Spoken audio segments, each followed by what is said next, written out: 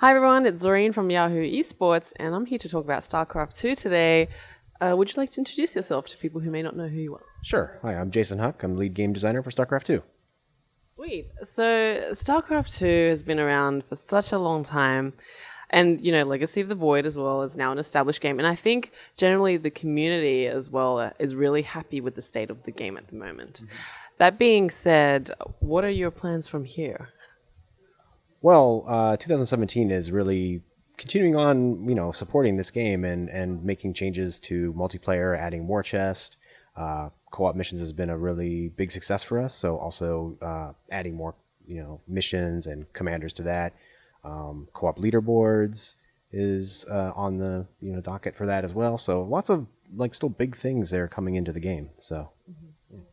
And there seems to be a lot more emphasis on cooperative gameplay than there was before. What was the reasoning behind that? How did that come about? Well, I've always felt like that's an element of the game that we never really had a mode for those types of players. Like we've had the single player campaign players, and they would play the game, and then they'd stop playing because they looked at this ferocious competitive beast on the other side of there. So, in terms of the competitive side. So we were like, let's make a new mode. Let's make a cooperative mode, and let's channel some of the campaign elements in it. So we've got all the characters that you know and love from the campaign, and then just develop these missions around this cooperative experience. So that was really where it just started. We felt like there was a space in there for those players to give them a mode to play in after they finish the campaign. Mm-hmm. And so, yeah, we're really happy with how much it's been played and how much really great feedback we've gotten from the community regarding it and everything. Mm-hmm. Yeah. And Nova Covert Ops as well has kind of been like a big thing for you guys this year as well, content-wise. Now that that's sort of like wrapping up as well, what are the lessons you've learned from it, and what do you think you'd like to continue doing more content like that in the future? Where is it everything at? So we're just finishing up the third mission pack for Covert Ops, so we haven't even really discussed what we'll be doing next there. We're just so focused, just like with Void, it was like, what are we going to do next? Last year we had the same question, we're like, we have no idea. So it'll be the same thing with mission packs. Will we do more? Will we change the format of them? It's all still to be discussed. But overall, we've been very pleased with Covert Ops. We've gotten really great feedback from our community regarding those missions as well. So yeah, it's been really fun for designers as well to go back and explore the Terran space again. That was a really fun moment for us as well. So yeah, who knows what the future holds for more things like that. Yeah. For StarCraft players who maybe played a lot of Wings of Liberty but not necessarily have been active in the game since then, what would you say is the best part about Legacy of the Void? What would you say to convince them to come back?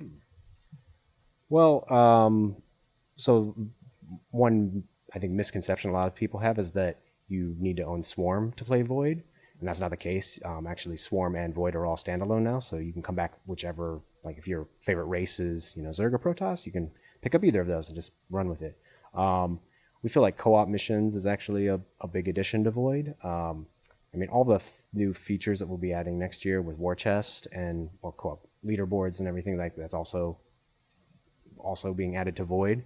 So so I think there's those things if you've been waiting, if you've been on the fence, and also with all the 3 campaigns being done now too, you can just play through the entire StarCraft 2 story experience, and that's 80 missions, something like that. So it's big. It's a big game if you were to play it all sequentially like that.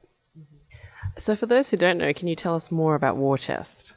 Sure. Yeah. So War Chest is it's 2-part system. So it's like a player engagement system. So you'll buy into it. You'll get some rewards. These are all cosmetic. There are no power rewards in here because the game is such a balanced on a fine-tooth comb. We never want to give you now this unit is stronger for playing in the War Chest. But so you get skins, decals, portraits, other cosmetic things. You progress through the system and you'll unlock more of these types of things. And then at the end, if you finish it, you get these other rewards as well. The other second part of that is that it helps fund esports initiatives. So part of this, whatever amount of money that, we haven't determined the price or anything yet, but part of that money will be, set aside for like tournaments and other esports initiatives and stuff. So in that case, it's like really exciting to the players and the like esports viewership community as well. It just everyone, it makes everyone feel very involved with the esports, all the esports things that are going on, and the game as well. Like you're getting these really cool new things for the game if you're like this hardcore player as well. Yeah, I mean, that model is traditionally not something we've seen a lot of in StarCraft esports. Well, why, did you make the decision to adopt that? Can you talk more about that? It just felt like a natural step for us, looking at what we could do with the game, and it's something that we've always had these like aspirational goals for StarCraft 2, and they've just always been on the horizon. We always had bigger things that come in front of those. It was always Swarm, and then it was Legacy of the Void, and so now we're getting to this point where we can actually bring these things forward to our development team, and then figure out, okay, how can we really do this, and let's look at what would be best for the game, regarding War Chest, for example, and then just let's start executing on it. And so that's kind of how we got there. And it's been really exciting to see it develop and the community's reaction to it, and getting their feedback on it and everything is going to be really exciting and valuable stuff. So looking back on 2016, it's almost like behind us now. I'd say 2016 was like the year for Nova Covert Ops. Like, it was the year for Nova to come up. What would you say 2017 will be the year for? Honestly, I think War Chest will be a big engaging thing for players. I mean, co-op missions we're continuing to add, commanders and missions.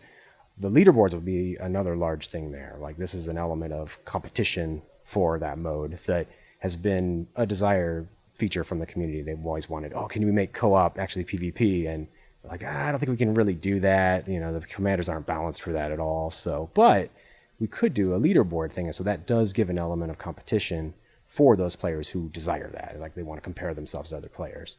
So, those feel like those are going to be really the big things. In addition to all the multiplayer changes, which are always huge, like changes to units, always gets a really great reaction from the players. So, yeah. Awesome. Well, I look forward to checking out all the new content next year. Thank you. Thank you for your time today. Well, For more content on StarCraft and what's happening at BlizzCon, make sure to stay tuned to Yahoo Esports.